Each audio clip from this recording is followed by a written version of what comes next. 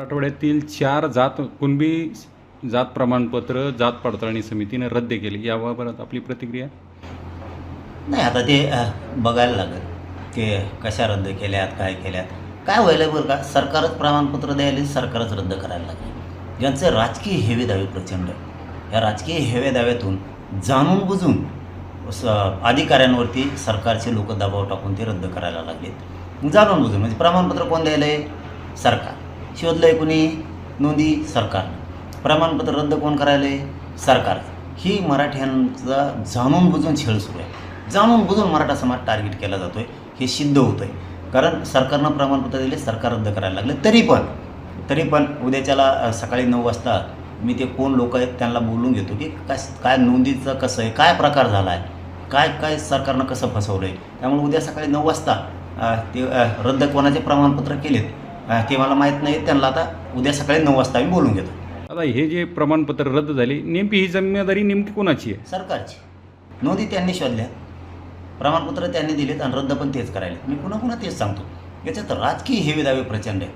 आता हे राजकारण तिकडे जळू द्या, काय मला ते शिदेने घेणं नाही, ते रद्द केले का नाही केले का, पण यांच्यामुळं आमच्या करोडो समाजाचं वाटलं होतं यांच्यामुळं. पण ठीक आहे ना, त्यांची नोंद सापडली, त्यांच्या रक्ताच्या लोकांची नोंद सापडली, त्यांना प्रमाणपत्र मिळालेत, मग सरकारला अधिकारच नाही रद्द करायचा.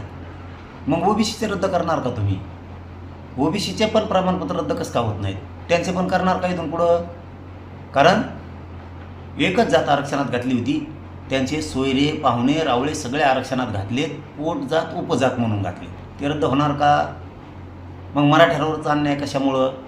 हा सुद्धा खूप मोठा प्रश्न आहे. आता हे सरकारनं जाणून बुजून मराठ्यावर अन्याय केला आहे आणि हे मराठ्यांना आता कळालं आहे. खूप मोठी लाट सरकारच्या विरोधात आता उसळणार आहे.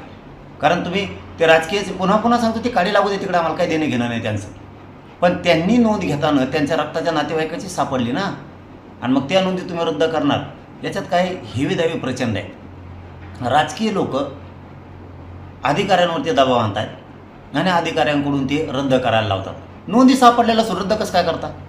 तरी पण मी ती उद्या आता सगळी 9 वाजता सकाळी माहिती घेतो. मी ते बोलवलं आहे, काय कशामुळं रद्द केलं मला हे जाणून घ्यावं द्या आणि मग दाखवतो मी कसं असतं ते. उद्या सकाळी 9 वाजता आहे. आता त्यांना बोलून घेतलं, बैठक होईल ना उद्या सकाळी 9 वाजता.